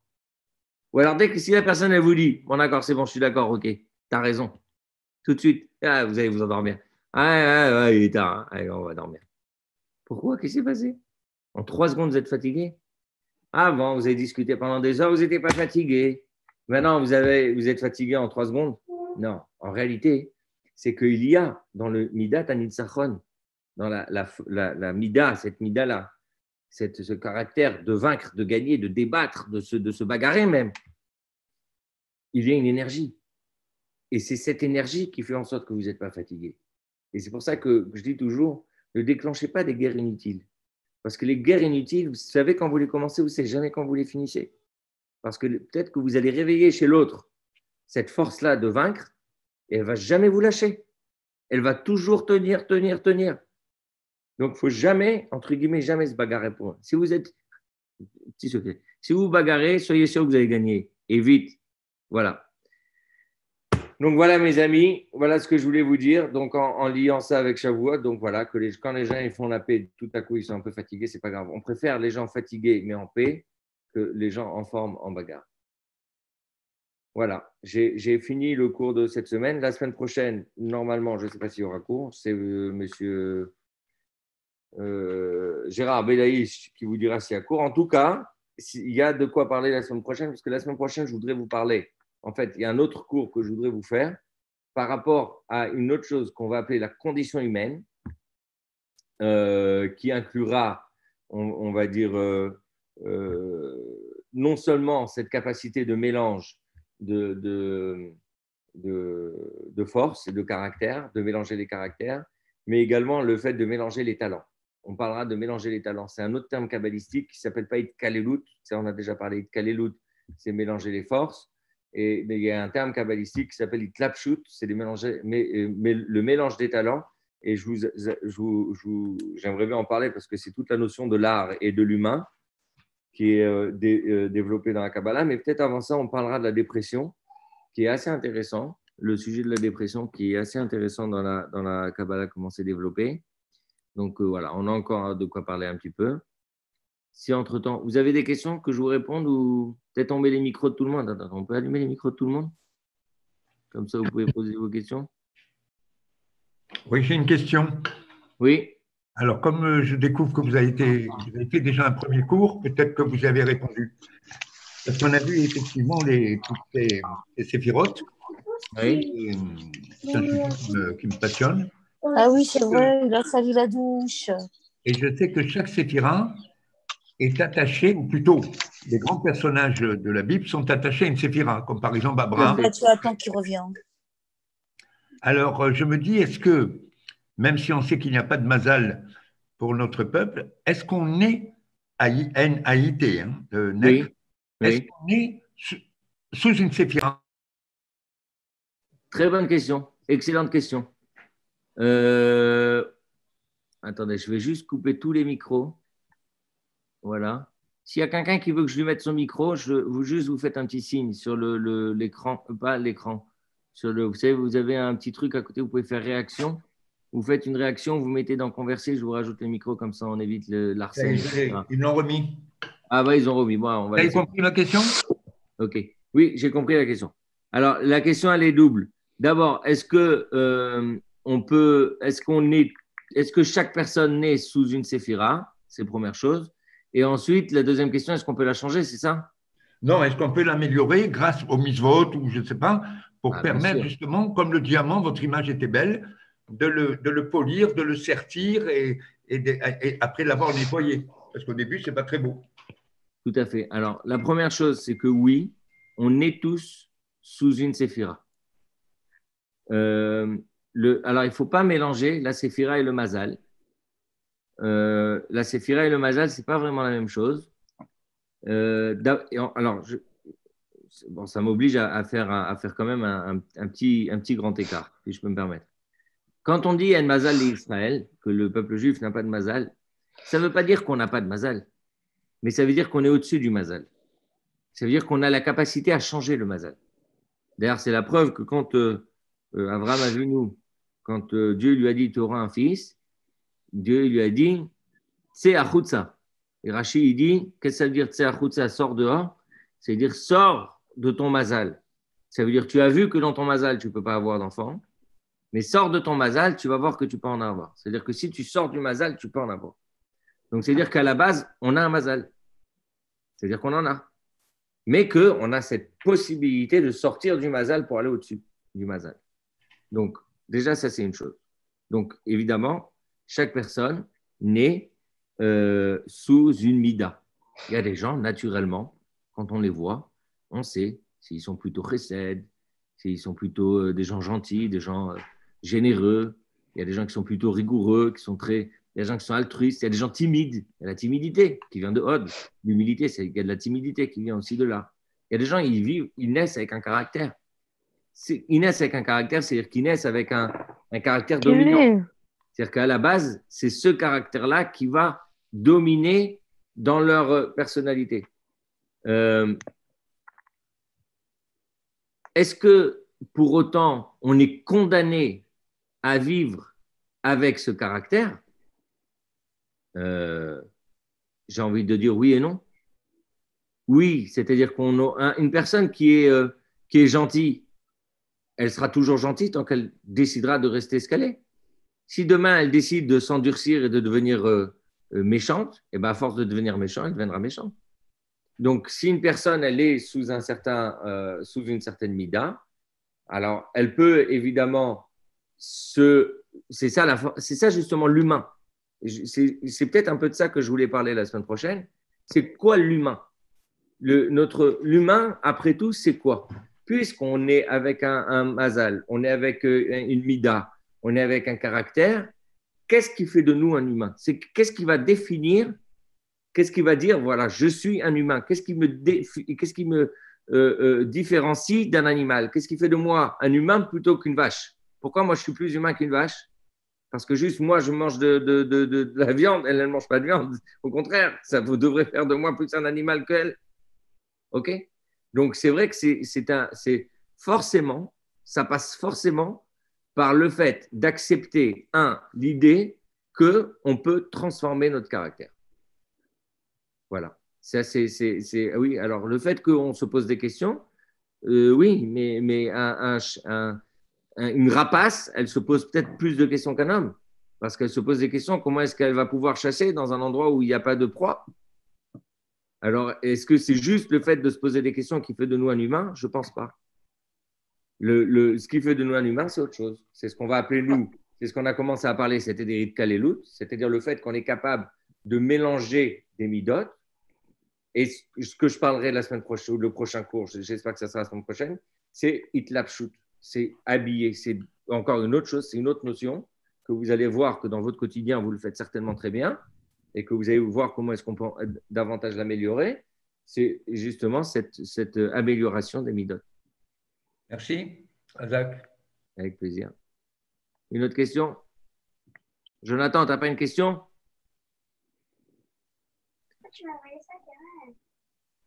Alors, juste pour dire à Anaël, oui, il y a le cours de la semaine dernière que vous pouvez recevoir.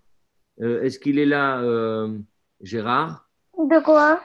Oui, tous les cours Ah, sont parce sur que c'est YouTube. un jour, j'ai rien. Tous les cours sont sur YouTube.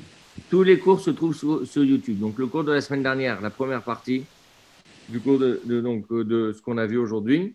Alors oui, Mendy, moi j'avais une question, s'il te plaît. Il y a le lien? Tu as parlé de Chesed. Oui, En même temps, tu as parlé des Cohen, oui, du blanc. oui. Quel est le lien? Quel est le lien entre le Cohen et le blanc? Ben oui, et pourquoi Chesed? Ah, ah, ah, ah. Oui, mais je n'ai pas développé les couleurs. Alors, j'ai développé qu'une seule couleur, j'ai développé le rouge. Je n'ai pas développé le blanc. Tu sais quoi, je vais laisser ça pour un prochain cours. Parce que c'est trop, ça nécessite vraiment un développement à part entière, qu'on puisse découvrir les couleurs. Parce que moi, j'ai toujours une fascination pour les couleurs parce que j'aime beaucoup l'art, le graphisme. Et quand j'ai commencé à faire mes premières impressions, tu vois, c'est marrant, premières impressions papier, hein, chez un imprimeur. Je me posais la question pourquoi est-ce qu'on imprime en CMJN ou en RVB. Et je me suis rendu compte qu'après tout, il y a 7 couleurs de base, c'est les 7 couleurs de l'arc-en-ciel, et qu'il y a 7 midotes. Donc, il y a forcément un lien entre les deux. Alors, donc, on découvrira ça peut-être un prochain cours.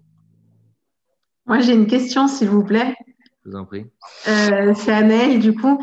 Tout à l'heure, vous parliez des liens, Oui. en disant que dans le lien, il y a souvent très peu de raisons et que c'est souvent le cœur qui guide, comme par exemple dans le jeu, etc.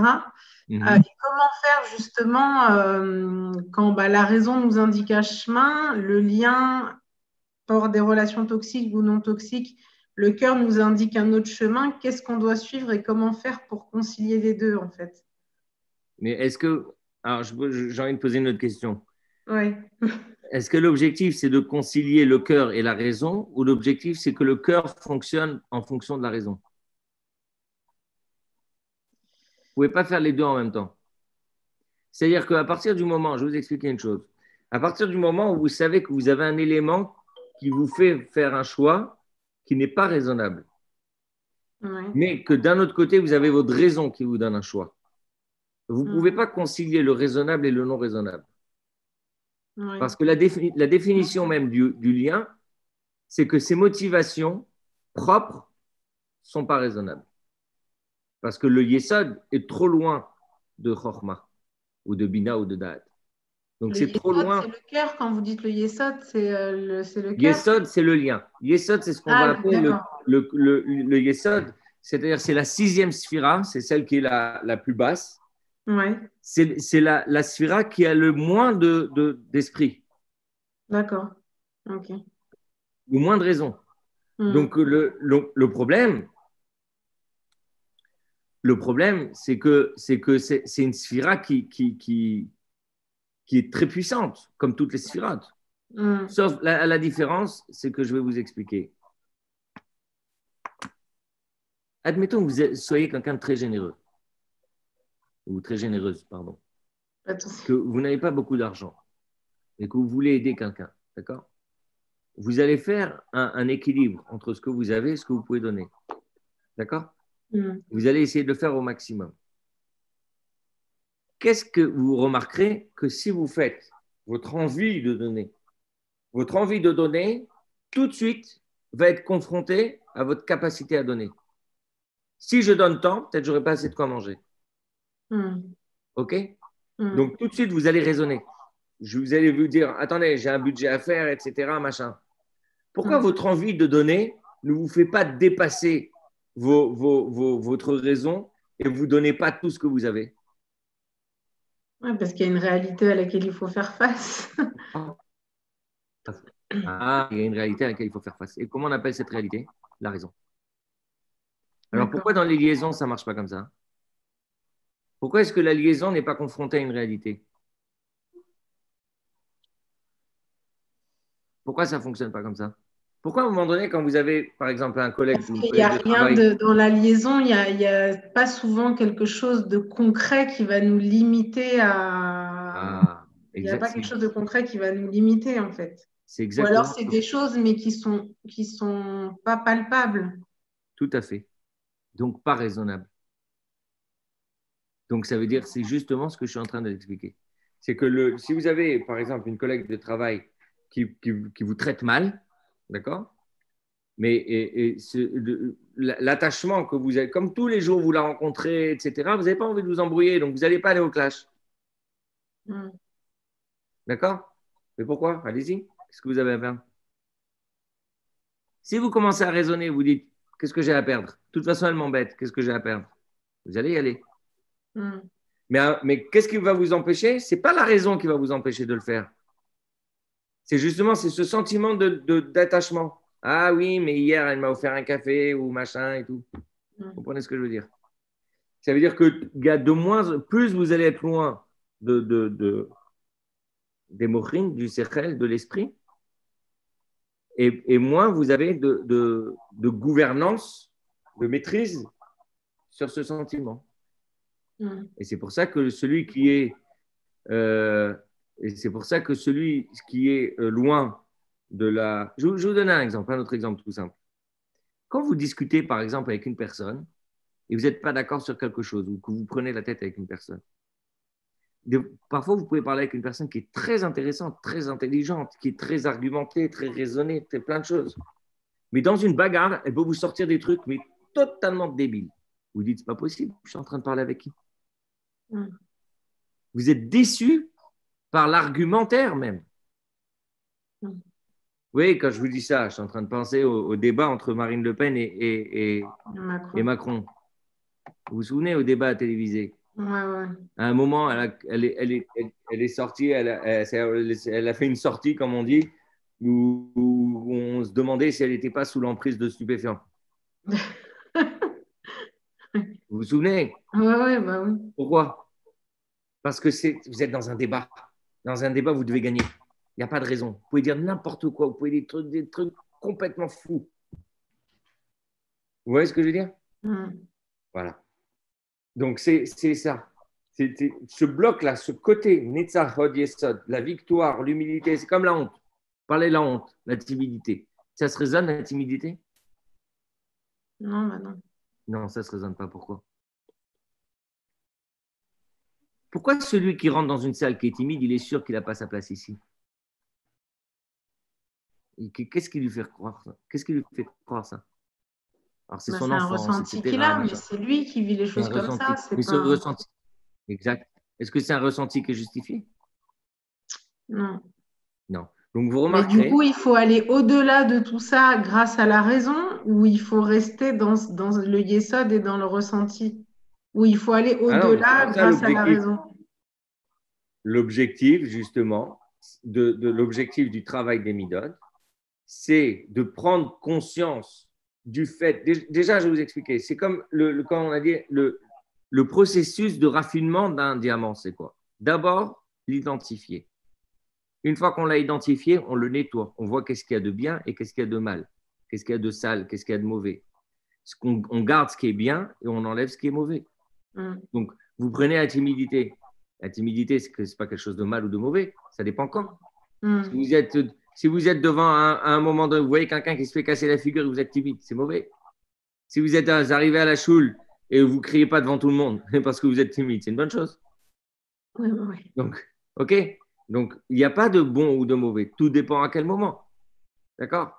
Donc, c'est ça la force d'une personne, c'est de savoir à quel moment on va employer l'amida.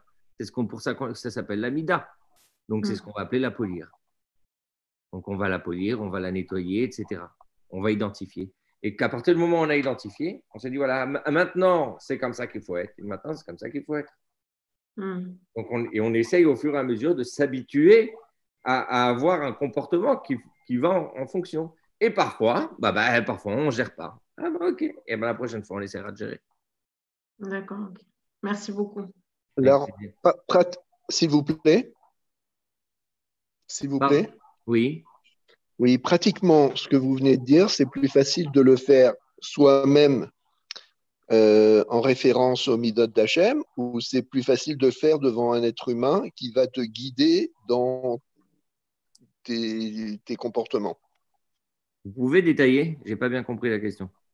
La question, elle est la suivante. Pour faire ce travail-là, c'est très difficile de faire ce travail soi-même parce que c'est un travail personnel. Donc, il faut quand même quelque chose de référent. Sinon, on ne sait pas où on va, c'est approximatif.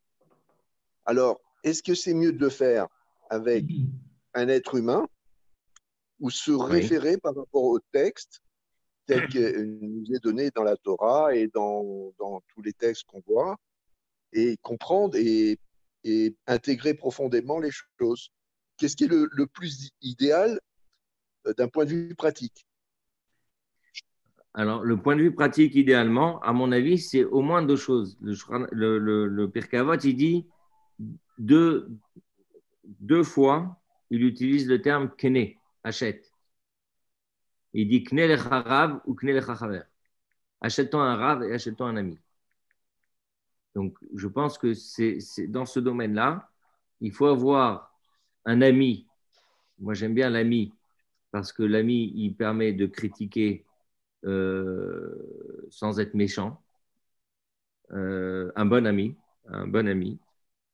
il est capable d'identifier certaines choses sans blesser. Et un rave. Quand je dis un rave, les gens ils pensent que rave, ça veut dire un rave sur Internet ou les raves prophètes qui disent qu'est-ce qui va se passer après le corona, etc. Moi, ce n'est pas du tout ça ce que j'entends par rave. D'ailleurs, ça n'a jamais été la définition d'un rave pour moi, ça n'a jamais été celui qui était prophète. Mais un rave, c'est celui qui est capable de vous accompagner dans votre développement. Donc, vous avez besoin d'un ami pour étudier, je dirais, et un rave pour prendre des conseils. Si vous étudiez Chassidut, je vous donne un exemple. Il y a un livre, un sefer que j'ai étudié ce Shabbat qui s'appelle l'Écouter Torah. Dans l'Écouter Torah, vous prenez par exemple le passage de Bamidbar de cette semaine. Et il explique dans la Mida de Gvura, de la rigueur, il dit qu'il y a 3 étapes dans la rigueur. Il y a Gershon, Kehat et Merari. Il y a 3 étapes qui sont Gershon, Kehat et Merari, puisqu'on a dit que le Lévi, c'était Gvura. Dans la famille de Lévi, il y a 3 familles. Dans Lévi, il avait 3 enfants et qui a donné les 3, on va dire, mini-tribus de Lévi. Gershon, Kehat ou Merari. Gershon, c'est celui qui renvoie, qui vient du mot Garesh. Merari, c'est celui qui est amer. Et Kehat, c'est celui qui rassemble. Alors, en vérité, c'est 3 étapes dans la rigueur. Dans la rigueur, il faut savoir renvoyer le mal. Il faut savoir on a parlé d'amertume, de la tristesse, de l'amertume. Ça vient de ça. Quelqu'un qui se sent loin, par exemple, de Dieu, alors il va être amer parce qu'il est loin. Comme si vous êtes loin d'un ami ou si vous étiez séparés, etc., d'une personne que vous aimez beaucoup, de vos enfants ou peu importe. Alors vous avez un petit côté amer comme ça. La même chose quand vous êtes loin de Dieu. Et Kehat, c'est aussi c'est la troisième étape. C'est celle de pouvoir rassembler vos forces. Parce que pour rassembler vos forces, vous avez besoin de rigueur, de vous rassembler, de vous ressaisir. Ressaisir, quand on dit à une personne, ressaisis-toi. Alors on lui dit, bah, vas-y, fais-toi un peu violence et ressaisis-toi. D'accord? Donc ça, c'est Gvura. OK? Alors, c'est de ressaisir. Donc, c'est les 3 étapes du travail de Gvura. Vous avez, premier, renvoyer le mal. 2, ce côté amer, parce que vous êtes loin de Dieu. Et 3, se ressaisir. Donc, quand vous étudiez, en réalité, l'étude, elle vous aide à avancer. Donc, vous avez besoin d'étudier. Si vous n'étudiez pas, alors évidemment, bon, moi, ça me fait plaisir d'étudier avec vous. Mais si vous avez besoin d'étudier pour vous-même, c'est-à-dire d'étudier comment est-ce que ce que vous étudiez, comment est-ce que ça vous parle? Qu'est-ce que ça veut dire pour vous? Donc, et après, souvent, on étudie avec un ami. L'avantage de l'ami, c'est qu'il est capable de vous parler franchement aussi. Et vous avez un Rav. Et le Rav vous donne parfois des conseils pour vous guider. Et sinon, vous pouvez aller voir un thérapeute. Je préfère aller voir un Rav qu'un thérapeute. C'est moins cher. Vous savez ce que Freud disait? La thérapie s'arrête quand le client est ruiné. L'avantage avec le Rav, c'est qu'il coûte moins cher. La deuxième partie, c'est moi qui l'ai rajoutée. Bon, d'accord. Mais donc, on ne peut pas faire cette analyse tout seul, en fait. Vous pouvez, mais ça demande une grande... Je suis pas sûr de le voir moi-même pour moi. Je vous en parle, mais je ne pense pas que j'ai cette honnêteté. Vous comprenez ce que je veux dire? Maintenant, si vous dans ce que vous voyez, dans ce que vous identifiez, il y a certaines choses que vous arrivez à améliorer, tant mieux. Je ne vais pas vous dire que c'est bien et que c'est mal. C'est parfait si vous arrivez à vous améliorer. Mais je pense que vraiment pour s'améliorer, on va dire de façon profonde, on a besoin d'échanger. On va, Mendel, on va peut-être laisser ce soir. Oui, je vais vous laisser méditer. Voilà. Et puis, les gens qui voudront te poser des questions, on pourra recevoir les questions et puis je les enverrai. Voilà, si vous avez des questions, n'hésitez pas, ça fera le sommaire de mon prochain cours. Donnez le lien. Excusez-moi, le cours de ce soir et des cours d'avant, ils sont accessibles sur quel lien YouTube? Est-ce que d'abord, donc je suis Gérard Belaïch, la personne qui essaie d'organiser. Je voulais savoir si vous étiez tous inscrits sur les groupes de Torah Zoom. Non. Oui, moi oui. Alors, parce que même justement, pour avoir les informations pour le cours de la semaine prochaine aussi, moi, ça m'intéresserait. Voilà, alors donc je vous mets tout de suite le lien. Oui, le lien de YouTube. De YouTube et voilà, tout de suite là, dans 30 secondes. Je vais essayer de leur trouver le lien de la semaine dernière.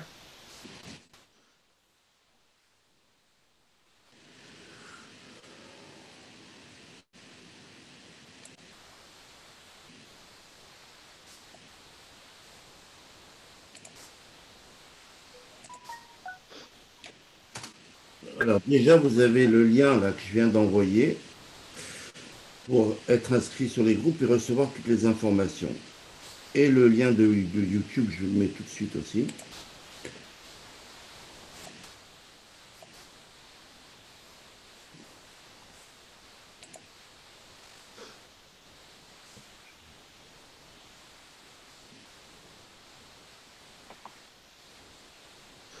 C'est le cours, ça c'est le lien du cours?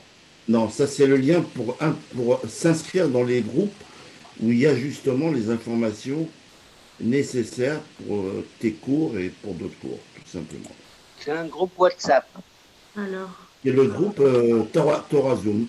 Et pour... ah voilà, j'ai retrouvé le lien de la semaine dernière. Voilà. Et là, vous avez maintenant le lien de la chaîne YouTube Torah Zoom. Voilà, je viens de vous mettre le lien du cours de la semaine dernière. Voilà. Et attendez, je vais le mettre à tout le monde. Vous avez le lien de la chaîne Torah Zoom où vous avez tous les cours. Voilà. Et y compris celui de maintenant. Voilà, ça c'est le lien du cours de la semaine dernière. Donc le lien du cours d'aujourd'hui, il sera en ligne, je crois, demain, c'est ça? Exactement. Très bien. Voilà. Bonne soirée à tout le monde. Merci à tous d'avoir suivi. Voilà, c'était un plaisir. Merci encore à Gérard et pour Belaïch, donc Monsieur Belaïch, pour avoir organisé ce cours-là. Et merci. Si Dieu veut, à la semaine prochaine, entre-temps, je vous souhaite un bon Shavuot, un joyeux Shavuot, comme on a l'habitude de dire.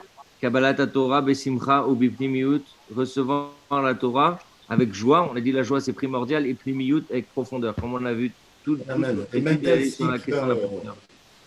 si tu as d'autres ouvertures pour donner un second cours dans la semaine, on est à ta disposition. Voilà. C'est gentil, c'est gentil. Je te tiendrai au courant.